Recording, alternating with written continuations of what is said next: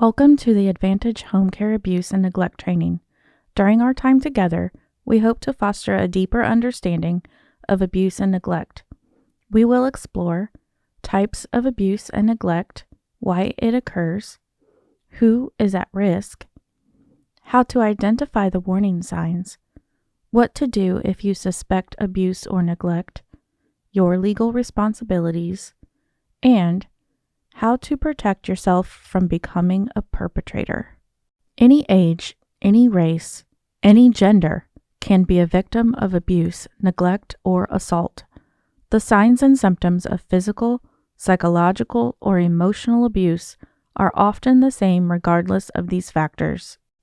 Our clients who are alert, full of life, and independent despite advancing age or disability are at risk of falling victim to abuse or neglect. Likewise, our clients who are more dependent on others because they are physically or mentally frail are also at risk. It is your responsibility to help prevent, identify, and report abuse or neglect on their behalf. Let's begin by taking a look at some of the indications or symptoms you may observe.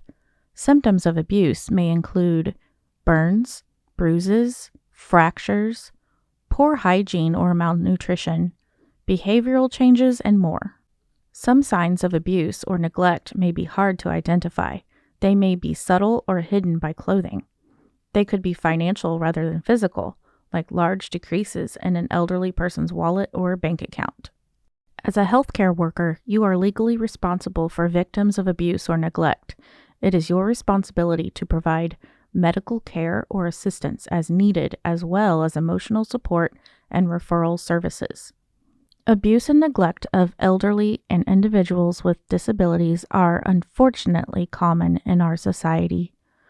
As you watch today, we encourage you to adopt this training and become an advocate for every client you serve. Keep an eye out for signs of abuse and neglect that may occur even unintentionally, and take action. So, why is this important? Here are some key facts according to the World Health Organization. Did you know that around 1 in 6 people 60 years or older experienced some form of abuse in community settings during the past year? Rates of elder abuse are high in institutions such as nursing homes and long-term care facilities, with 1 in 3 staff reporting they have committed abuse in the past year. Rates of elder abuse increased during the COVID-19 pandemic, likely due to tensions and lockdowns. Elder abuse is a serious issue and can lead to serious physical injuries and long-term psychological consequences. And, rather than decreasing, elder abuse is predicted to increase as many countries are experiencing rapidly aging populations. The global population of people aged 60 years and older will more than double, from 900 million in 2015 to about 2 billion in 2050. And with this increase in population, there will be an increase in the risk of abuse. People with disabilities make up nearly 1/5 of the U.S. population. They are 4 to 10 times more likely to be abused and at least twice as likely to be victims of violent abuse as people without disabilities. Pretty alarming statistics, right? And keep in mind, our knowledge of the scale of these types of abuse and neglect is limited. The abuse is often hidden or complex in nature. Many victims remain unnoticed or untreated because they are isolated. What makes things worse is that subtle forms of abuse can be difficult to identify. As a healthcare worker, you must prepare yourself to break these cycles of abuse or neglect. By arming yourself with knowledge, you will develop ways to recognize and respond to physical, psychological, or financial mistreatment of the clients you serve.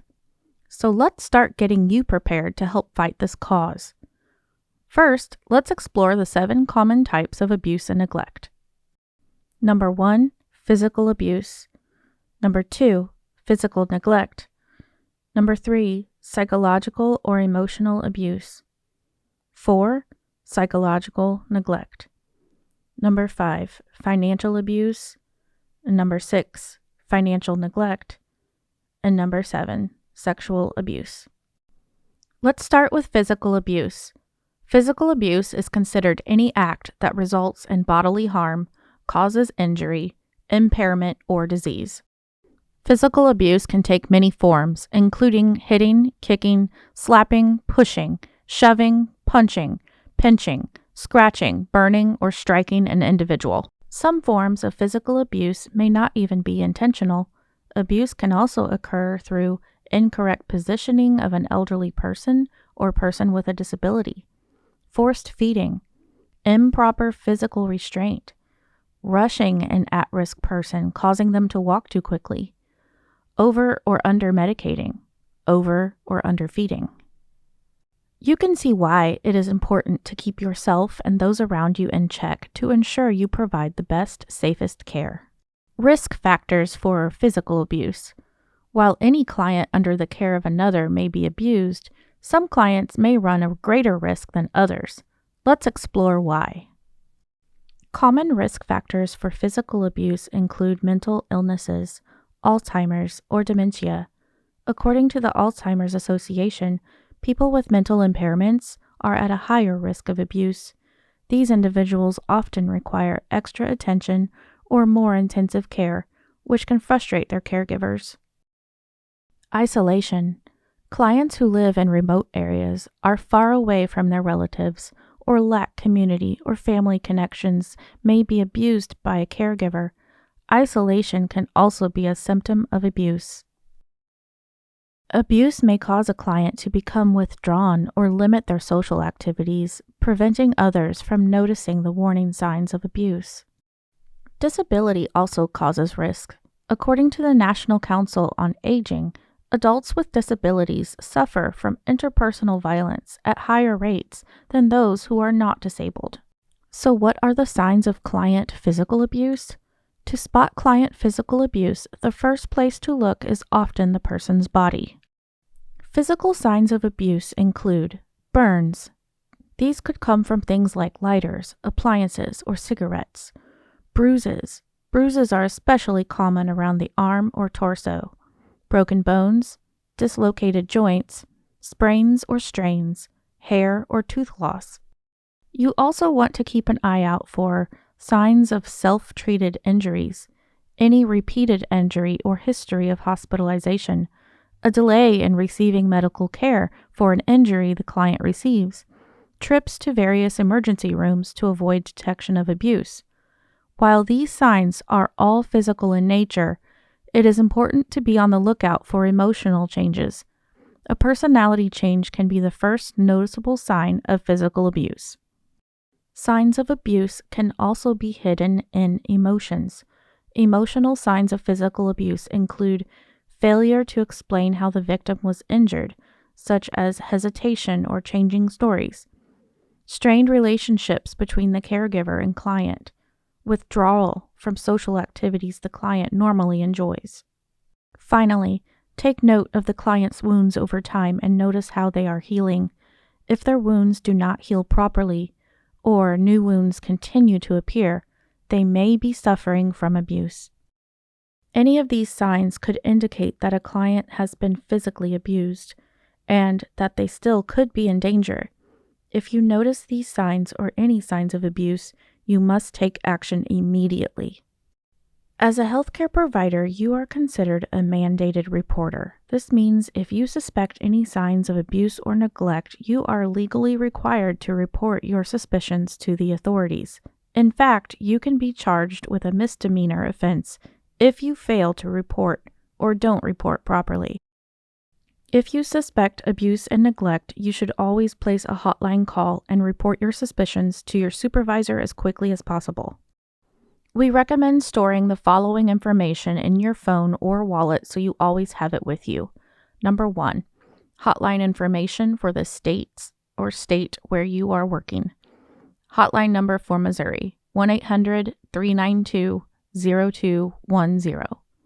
Missouri reporting information at https://health.mo.gov/safety/abuse/# report. Hotline information for Illinois is 1-866-800-1409. Illinois reporting information, https://www.illinois.gov/aging/protection advocacy /pages/abuse_reporting.aspx. Number 2, your supervisor's telephone number. Your supervisor can help ensure that you know how to report properly if needed. Next, let's talk about physical neglect. Physical neglect is the failure to provide goods and services necessary for the health and well-being of your clients. Physical neglect can occur in many ways. Let's take a look. Physical neglect includes withholding adequate meals or hydration, neglecting to provide physical therapy or activity, not addressing hygiene needs, failure to provide physical aids such as hearing aids, glasses, or false teeth, ignoring safety precautions such as night lights or safety bars, failing to respond to requests for help in a timely manner. Physical neglect also includes preventing the client a way to ask for help, such as unplugging or moving a call bell out of reach, even if they are using the call bell excessively, leaving a client on the toilet for an extended time, even accidentally, removing an assistive device such as a cane or walker from the side of the bed, documenting that care was given without performing that care, medication, repositioning, etc. Keep a lookout for these signs of physical neglect: dehydration, poor or improper hygiene, poor grooming, overgrown fingernails or toenails uncut, matted or unclean hair, unshaven facial hair, body crevices caked with dirt, malnourishment or weight loss, improper sleeping, cooking or bathing arrangements, skin conditions or breakdowns such as rashes, bed sores, or open wounds. Also look for unaddressed medical or dental issues, lack of necessary adaptive aids, glasses, hearing aids, leg braces, walkers, etc., or improper medication management, lack of adequate or appropriate supervision or care, a smell of urine or feces on the client, clutter, filth, or bad smell in the home, infestations such as fleas, lice, roaches, rodents. If you suspect these signs of abuse, call the hotline and your supervisor immediately. The Missouri hotline number is 1-800-392-0210, and the Illinois hotline is 1-866-800-1409. Now let's talk about psychological or emotional abuse. Psychological or emotional abuse occurs when someone inflicts emotional pain or distress on their victims. It is unfortunately common to miss some of the more subtle forms of psychological or emotional abuse. You may even unknowingly be causing this harm yourself. Actions such as taking something away from a client because you are angry, or scolding a client in front of others for doing something embarrassing, like soiling their pants, are subtle forms of abuse. Acts like these create an environment where the person may feel shame, insecurity, or a lack of control. All of these things can be psychologically damaging. Types of emotional abuse include verbal scolding or criticizing someone severely or in anger. Harassment. Harassment is unwelcome and sometimes unlawful conduct that demeans, insults, or offends the client. Humiliation or insults that reduce someone to a lower position in your eyes or someone else's, or to embarrass them. Intimidation or making someone feel timid or fearful. Emotional abuse also includes threatening someone by expressing or suggesting the threat of harm or danger, punishment through rough treatment or handling of the client, deprivation or withholding of something necessary to the client's well-being, such as food, medication, sleep, phone use, a favorite book, etc., deprecation or treating the victim like a child or infant, and isolation by keeping the client from family, friends, or social activities. Psychological or emotional abuse is commonly identified when the victim's demeanor or behavior starts to change, indicating signs of abuse. Signs of emotional or psychological abuse in a client may include the client appearing depressed or withdrawn, seeming disturbed or scared, attempting to hurt others, avoiding eye contact, or an increase or decrease in eating or sleeping patterns. Also keep an eye out for isolation from friends and family, low self-esteem, mood swings, or feelings of hopelessness. So what is psychological or emotional neglect? Psychological or emotional neglect is the failure to provide adequate social stimulation. This may mean leaving your client alone for long periods of time, ignoring them, or giving them the silent treatment, or failing to provide companionship, changes in routine, or links to the outside world.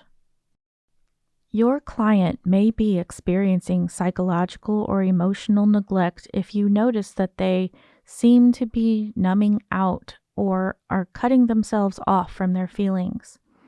Express that they feel like something is missing, but are not sure what it is. Describe feeling like they are hollow inside. Become easily overwhelmed or discouraged.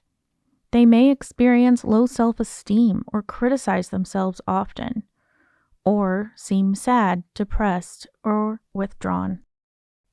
If you suspect these signs of abuse, call the hotline and your supervisor immediately.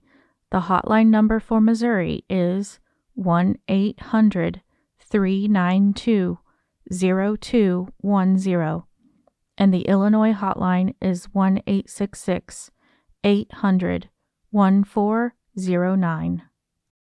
Financial abuse occurs when people control a client's resources through misrepresentation, coercion, or outright theft for their own gain.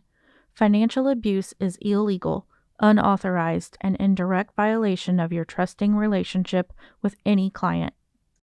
Financial abuse may include stealing money or possessions, getting the client to sign contracts or assign durable powers of attorney to someone, or taking money for services.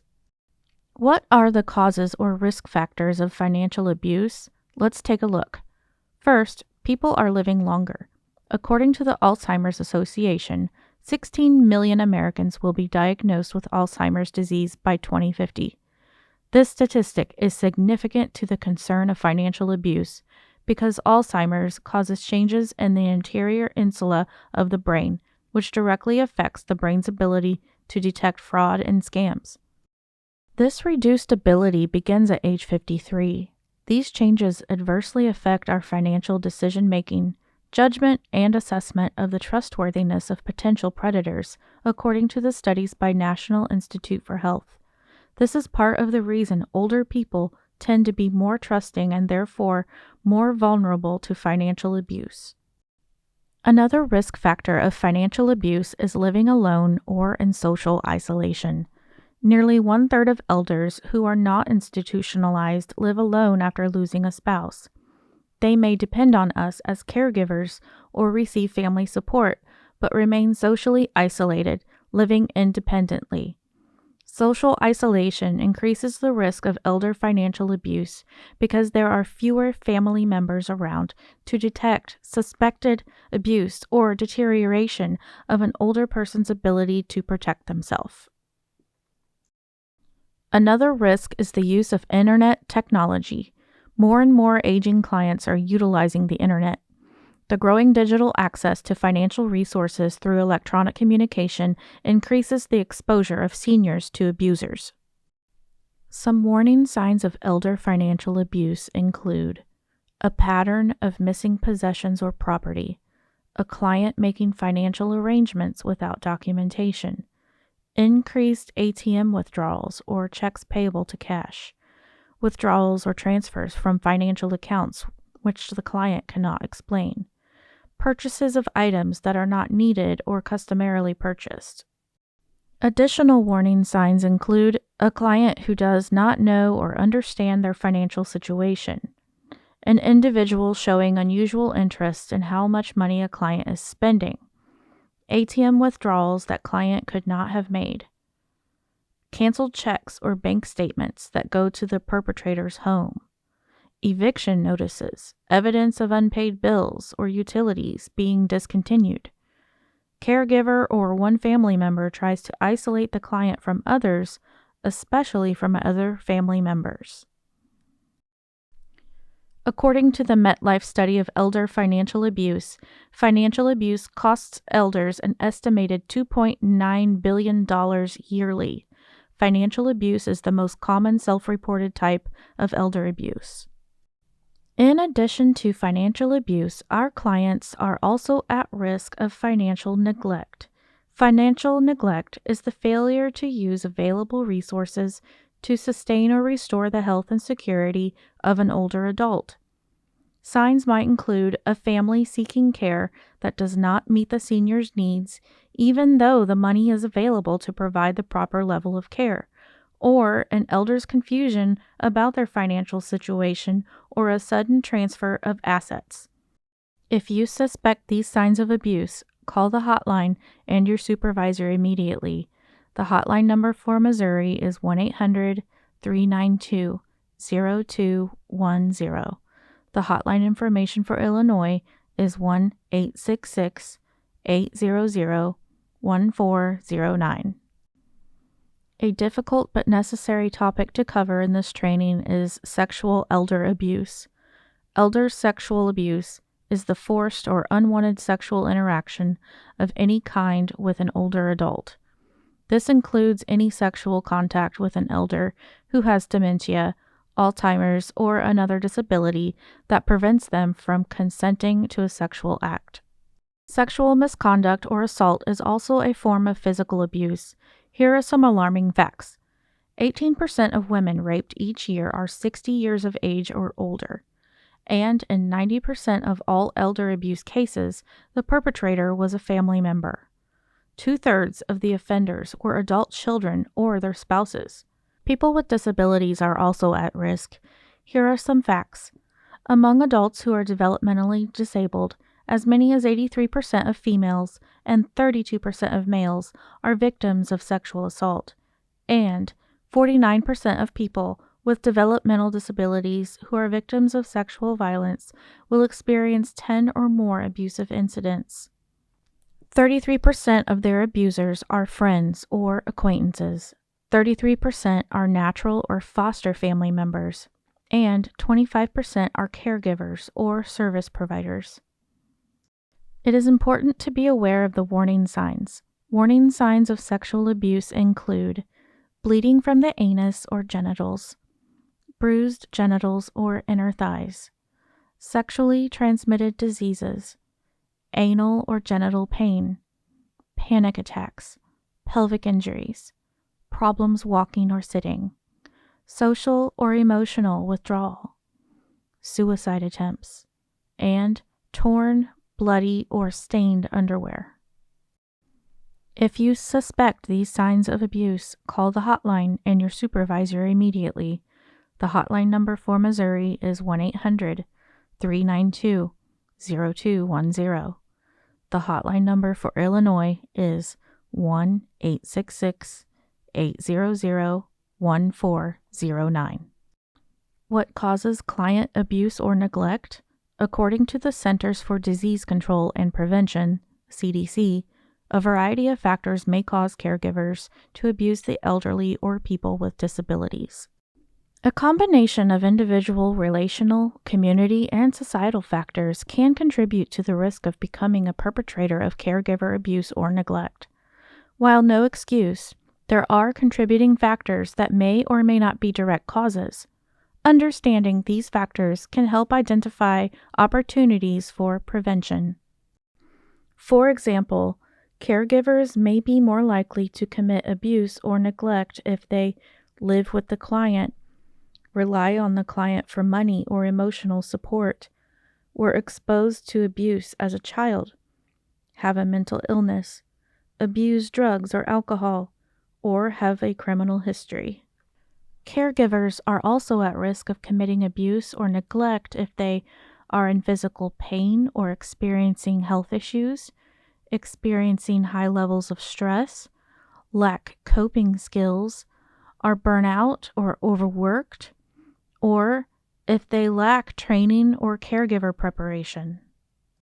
Perpetration of abuse and neglect may also occur if the caregiver is socially isolated themselves or lacks support, has a history of conflict with the client, or if they have a strong financial or emotional dependence on the person they are caring for. While there is no excuse for abuse or neglect, it may occur due to the culmination of stress placed on the caregiver, especially if the caregiver is a family member. Overworked staff members are also at risk of taking out their stress on vulnerable clients. Again, there is never an excuse for abuse or neglect, and committing this crime can have serious consequences. The offense can be prosecuted as a misdemeanor or a felony and is punishable by up to 10 years in jail or prison. So who are the abusers? Abusers can be family members, caregivers, or strangers, including both men and women. Family members are often the abusers outside of healthcare providers. They may continue the abuse even if the person has entered a long-term care facility or a hospital. You should take care to notice if any client routinely develops injuries after a visit from a certain family member. This may reveal a pattern of abuse you need to address. Strangers can also be abusers, particularly in instances of assault or financial abuse. Be on the lookout for con artists or anyone who appears out of place in or around the client's home. Report suspicious activity immediately. Why does abuse and neglect occur? Abuse and neglect can arise from misunderstanding or ignorance. Sometimes people feel frustrated with their client because they don't understand the effects of aging or disability. They fail to provide the extra time the client may need to process information, respond to questions, or perform tasks. Those people may not mean to abuse anyone, but they do. There are several risk factors that can contribute to abuse or neglect. Caregivers with an abusive history may be at risk of further abuse, meaning these caregivers may continue that abusive behavior at work. Caregivers with little or no formal training or support can be overwhelmed by the strain of caring for a dependent client. That strain may lead to abuse or neglect knowingly or unknowingly. Clients who are abusive to their caregivers can certainly compound stress. Abuse or neglect can be compounded by a client's medical or environmental condition. For example, a client may have an abrasive personality or Alzheimer's disease and lack self-control. Additionally, a client may have unresolved conflicts between family members or a history of abusive relationships. Mental illness, alcoholism, or drug abuse in clients or caregivers can also signal the potential for abuse and neglect. If you are working with a client and start to feel upset, angry, or anxious, you may need to take a deep breath, calm down, and check yourself. Make sure you are not unknowingly causing abuse or neglect. It is important to step away from the client if you feel angry or frustrated, returning only after you have calmed down. So what else can you do if you suspect elder abuse? If you suspect elder abuse, check in with your client. Some clients may be hesitant or scared to bring up their abuse experience, but they may confide in you with gentle prompting. Take accusations seriously. Too many people neglect to believe clients when they tell loved ones about their abuse. Seriously look into any abuse that a loved one tells you about. Keep in regular contact with your client. Socially isolated clients are more at risk for abuse. If it's an emergency, call 911. If you are worried that an elder is in immediate danger, call the police or 911. Elderly loved ones or clients who have been physically abused should be taken to a doctor or emergency room as soon as possible. Older people typically have frailer skin and bones, and without prompt treatment, a simple injury could have life-threatening complications. Remember, you are mandated to report signs of abuse or neglect. Call the hotline and your supervisor immediately if you suspect abuse or neglect. The hotline number for Missouri is 1-800-392-0210. The hotline information for Illinois is 1-866-800-1409. Let's talk about domestic violence. Although domestic violence is usually directed at women, some men have been abused by their wives. In this training, we will be focusing on wife abuse since it happens much more frequently. Wife abuse is an epidemic. According to the Office on Domestic Violence, there are 3 to 6 million cases of wife abuse each year. Only 1 in 10 cases is reported. Men of all socioeconomic classes and races can abuse their wives. Violence against women does not usually occur until the man feels some type of ownership or possession of the woman. The violence escalates, becoming more severe and prolonged until finally it is coupled with psychological terrorism. Battered women usually do not tell a friend, a family member, or the police until they feel their life is threatened. They do not tell others about abuse by their husband or male friends, primarily because they are in denial. They hope for change. They want to protect their abuser, or they fear retaliation. Battered women do not want to hurt their abuser. They just want that abuse to stop so they can share a healthy, happy relationship. Abuse of wives is almost exclusively a private experience. Battering men are usually very pleasant and generous in public to both their wives and others. The violence can only be dealt with when the situation is no longer a secret. Battered women are fearful and immobilized by abuse.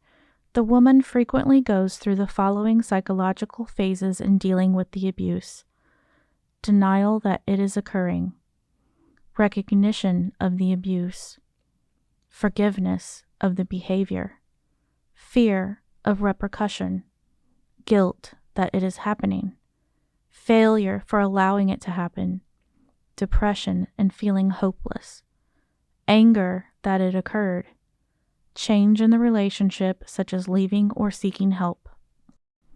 Domestic violence affects approximately 50% of American families. Approximately 3.3 million children witness their mothers being beaten. Children in violent homes are 15 times more likely to be abused or seriously neglected. Domestic violence is one of the biggest predictors of child abuse. In addition, children in violent homes are more likely to become violent as adults. Types of domestic violence.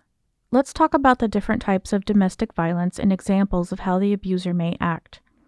Domestic violence may be physical abuse or using power and control to physically harm a partner. Domestic violence can also be emotional. By putting your partner down, playing mind games, calling them names, or making them feel bad about themselves, you are causing emotional harm. Emotional control is another form. This might include making all the big decisions or acting like the master of the relationship. Domestic violence or abuse can also be economic. This occurs by keeping the partner from getting or keeping a job, giving them a limited allowance, or making them ask for money. Using children is another form of domestic abuse. Making your partner feel guilty about the attention given to the children or using the children to communicate negative messages is not only a form of control, it can be unhealthy and abusive to the child as well. Making threats to your partner or using dominating behavior is a form of domestic abuse. Threatening to take the children Commit suicide or report your partner to welfare can also be forms of abuse. Another form of domestic violence or abuse is sexual. Forcing your partner to do sexual things against their will, physically attacking the sexual parts of their body, treating them like a sex object or servant against their will is also considered sexual abuse. It is very important that we offer care, support, information, and resources to any victim of domestic violence or abuse. If the victim chooses to return to a violent home, we must not be judgmental. This concludes our abuse and neglect training. Remember, you are mandated to report signs of abuse or neglect. Call the hotline and your supervisor immediately if you suspect abuse or neglect. The hotline number for Missouri is 1-800-392-0210. The hotline information for Illinois is 1-866-800-1409.